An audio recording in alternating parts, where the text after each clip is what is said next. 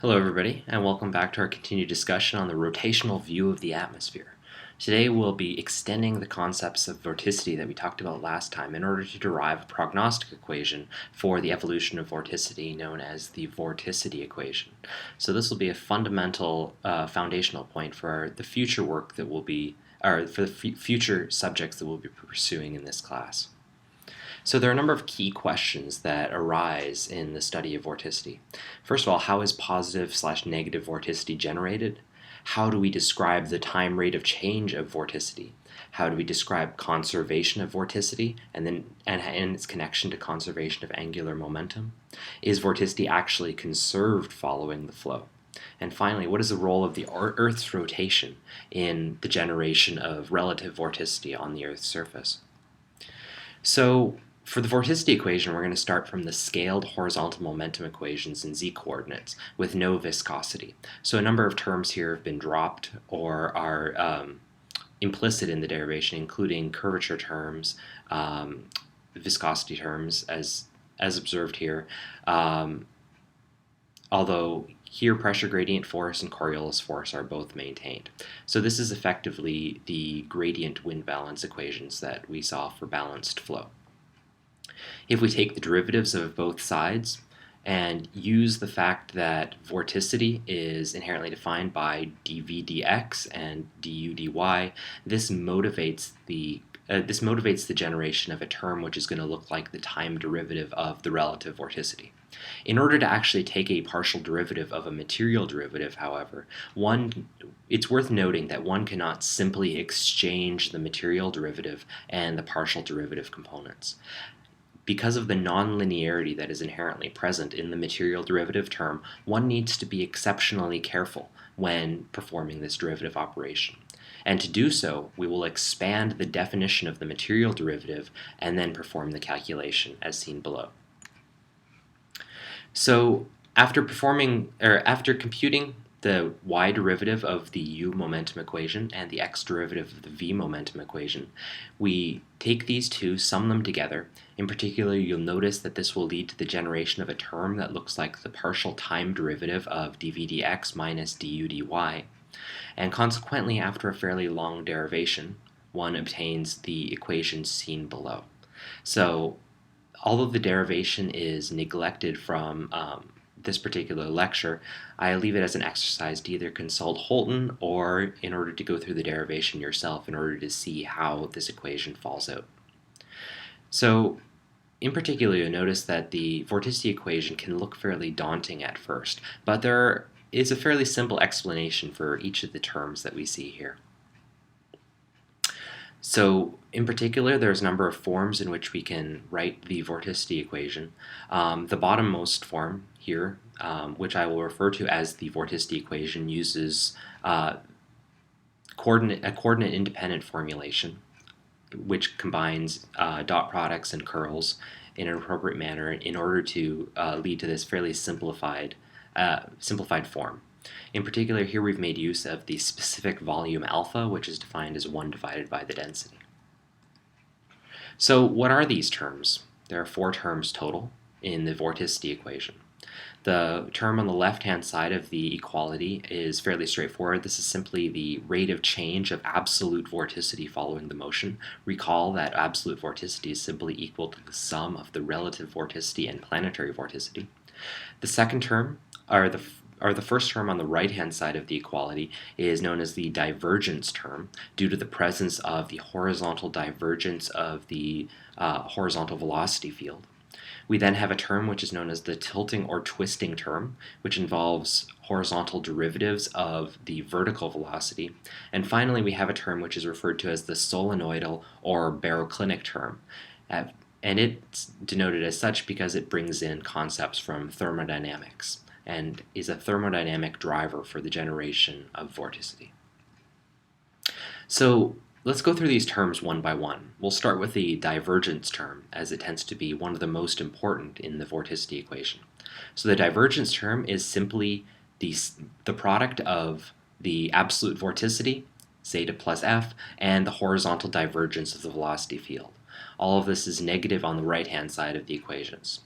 So recall that divergence is related to vertical motion via the kinematic method of vertical velocity that we derived previously, and which specifically states that the column integrated divergence gives the local vertical velocity. So this suggests then that that this term is associated with stretching in the vertical direction, that is, the presence of vertical velocity in the flow, which leads to the generation or dissipation of vorticity. So recall from the kinematic method that we performed this derivation in pressure coordinates, whereby we showed that given the continuity equation in pressure coordinates, which is simply a divergence of the U field, one can then rearrange this equation for the differential of the vertical pressure velocity on the left-hand side and integrate in order to obtain that the vertical pressure velocity is equal to a column integrated horizontal divergence. So since vertical velocity is related to the divergence of the horizontal wind, which in turn requires a geostrophic component to the wind flow, recall that geostrophic wind is inherently non-divergent on pressure surfaces. This implies that changes in vorticity are partially driven by divergence of the horizontal wind. So this may not be clear at this point, but we'll see that there's a very clear visual metaphor associated with this.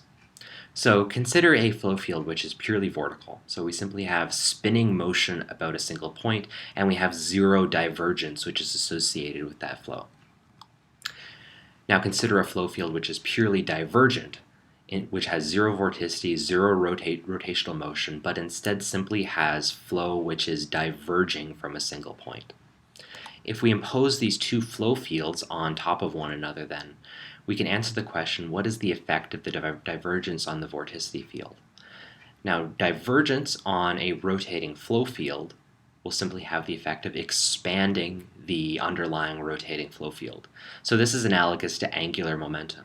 What happens when you have some sort of rotation in the flow, and then as a consequence of divergence, you end up tracing a much wider path? This is analogous to, for instance, a spinning skater. A spinning skater, for instance, has an axis of rotation which is in the vertical plane, and as she spins, having her hands extended outwards, and then brings her hands inwards. By doing so, she'll increase her angular velocity associated with conservation of angular momentum. That is, by reducing her radius, she'll be increasing her angular velocity. Analogously, since vorticity is associated with angular velocity, a divergent flow field, one would expect then, would be the opposite of this particular scenario. That is, if she has her hands close to her chest and extends them outwards, one would expect that the angular velocity would decrease as the skater diverges. So since motion is purely in the xy plane, in this case, the analog is to atmospheric flow is fairly consistent. So since angular momentum is conserved, with angular momentum magnitude given by radius times mass times omega, which here is not the vertical pressure velocity, but instead the angular velocity. Since her radius decreases, conservation of angular momentum says that her angular velocity must increase correspondingly. So this has clear analog in divergence of motion. That is, a divergent flow must lead to a decrease in angular velocity in order to conserve angular momentum. That is, by increasing the radius of the flow, the angular velocity must decrease for angular momentum conservation to be maintained. So the vorticity equation then, if we drop all the terms except for the divergent term, then looks like this form. So consider the following question. What happens to absolute vorticity then when the flow is divergent? That is, when the horizontal derivative of the velocity field, the horizontal divergence of the velocity field is greater than 0. In that case, for absolute vorticity, which is positive, the right-hand side will be negative, and hence we will see a decrease in absolute vorticity.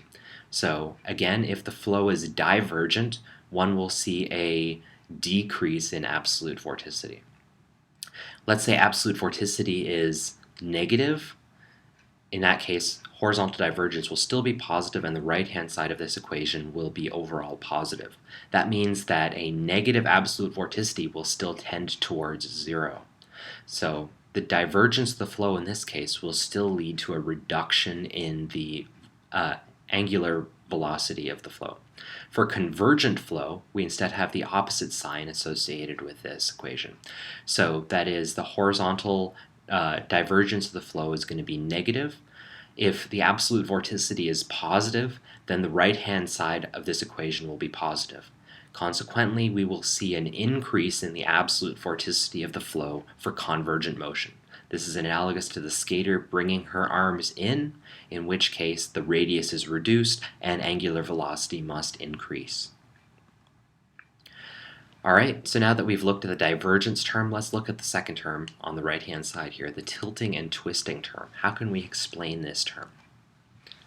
So recall how relative vorticity is obtained. We have the concept of relative velocity, which has components u, v, and w, u in the zonal direction, v in the meridional direction, and w in the vertical direction.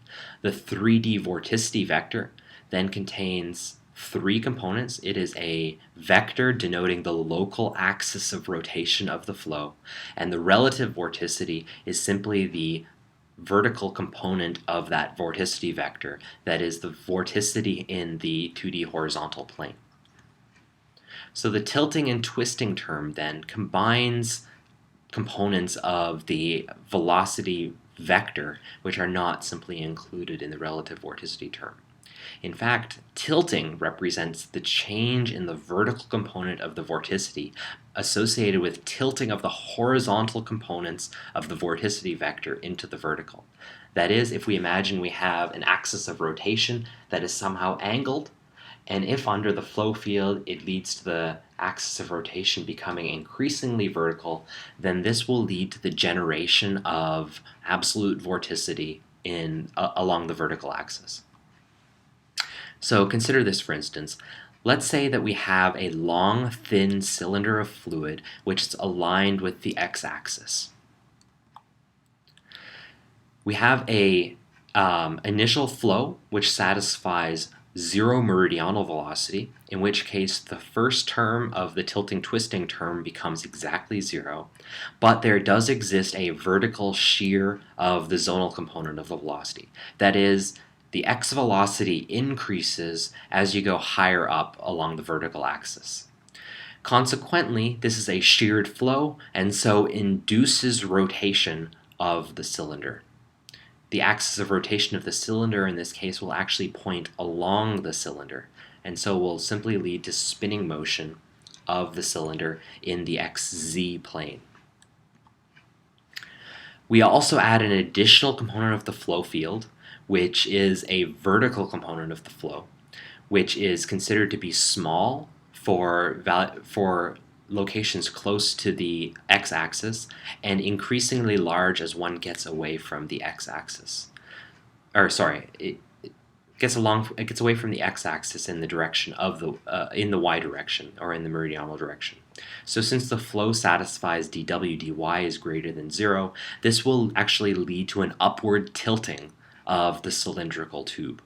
That is, it's again a shear which will generate rotation and lead to an upward tilting away from the y-axis and towards the z-axis. Consequently, the tilting and twisting term then, on the second component of it, will have non-zero values because dw dy and du dz are both going to be greater than 0. This will lead to the cylinder of fluid tilting from being along the y-axis to now being along the z-axis, and hence will lead to the generation of absolute vorticity in the horizontal plane. This is analogous to what one might see if you take a bicycle wheel, for instance, and hold it on either side, and then spin the velocity wheel. As the wheel is turned, there will be a component of the vorticity field that is then introduced in the z-plane. And so the absolute vorticity, which is a scalar quantity simply representing spinning in the horizontal plane, will then have to increase as a consequence of the tilting and twisting. Alright, let's look at the third term then on the right-hand side of the vorticity equation, known as the solenoidal term. So the solenoidal and baroclinic terms basically capture changes in vorticity due to the alignment of surfaces of constant density and pressure. That is, when these surfaces are misaligned with one another, it will lead to the generation of vorticity in the flow. In order to proceed, we will need to use the definition of barotropic and baroclinic fluids. In particular, in a barotropic fluid, density only depends on pressure. Consequently, by the ideal gas law, this also implies that surfaces of constant density are surfaces of constant pressure, are surfaces of constant temperature. And hence, all of these quantities are aligned with one another. Whereas in a baroclinic fluid, density depends on both pressure and temperature, and hence there's no alignment associated with the flow of lines of constant density and lines of constant pressure. So for a barotropic flow, for instance, here shown in the xy plane, we have pressure surfaces aligned with density surfaces, observing that since the gradient of the density points in the direction of increasing density, and the gradient of the pressure points in the direction of increasing pressure, both of these vectors will be perfectly aligned with one another, and hence their cross product will be equal to 0. Hence, a barotropic fluid will not induce changes in the vorticity of the flow. However, if these surfaces are misaligned with one another, that is, if surfaces of constant density and surfaces of constant pressure are not aligned with one another, then the two vectors associated with greatest increase of density and pressure will be misaligned, and consequently the solenoidal term will be non-zero. In the figure, then, we see that this misalignment will lead to the generation of vorticity as the flow tries to correct towards a barotropic balance. So for a baroclinic fluid, then, we say that the baroclinic fluid induces a change in vorticity. So in the real atmosphere, the solenoidal terms are a primary driver of the development of low-level, low-pressure systems in the mid-latitudes. In fact, we will see this come into play when we talk about quasi-geostrophic theory in the next chapter. This term is also important in understanding circulation around fronts, again, which will be discussed in the context of quasi-geostrophic theory. So note that fronts, however, are typically not associated with horizontal misalignment of pressure and density surfaces, but are instead associated with misalignment of pressure and density surfaces in the vertical or XZ plane. In this case, if we have, we can generate vorticity, which is in the horizontal plane and hence does not appear in the vorticity equation, but the generation of this vorticity will lead to warm air, which rises ahead of a front, and cold air, which sinks behind a front. Analogously, with the horizontal case, circulation is generated as a consequence of the misalignment of these surfaces. And there is an inherent tendency of the flow then to try to readjust towards a barotropic fluid. So let's look at the left-hand side briefly, looking at the rate of change of absolute vorticity following the motion. So taking this term then and expanding it out in terms of components of the relative vorticity and planetary vorticity, and noting that the planetary vorticity F has no time dependence, no zonal dependence, and no vertical dependence, one can then obtain that this term actually simplifies to 3 smaller terms. The first term is, of course, the time rate of change of the Eulerian relative vorticity, so change of relative vorticity at a point, which is connected with advection of relative vorticity, so U dot grad zeta, and advection of planetary vorticity. Interestingly, advection of planetary vorticity simply includes a single term, which is the meridional velocity times the derivative of the Coriolis parameter with respect to the meridional direction. So the vorticity equation then includes 4 components, which have been highlighted here. This is the Eulerian form of the vorticity equation. Here, red denotes changes in local vorticity associated with advection of vorticity. The blue term is the divergent term and is associated with changes in vorticity due to divergence of the horizontal flow field. The green term represents tilting, and that's due to the adjustment of a flow which is rotating in the xz or yz plane into the vertical as a consequence of shear. And the baroclinic term, or the solenoidal term, which appears on the right-hand side of this equation, and it is associated with inducements of vorticity due to misalignment of surfaces of constant density and surfaces of constant pressure.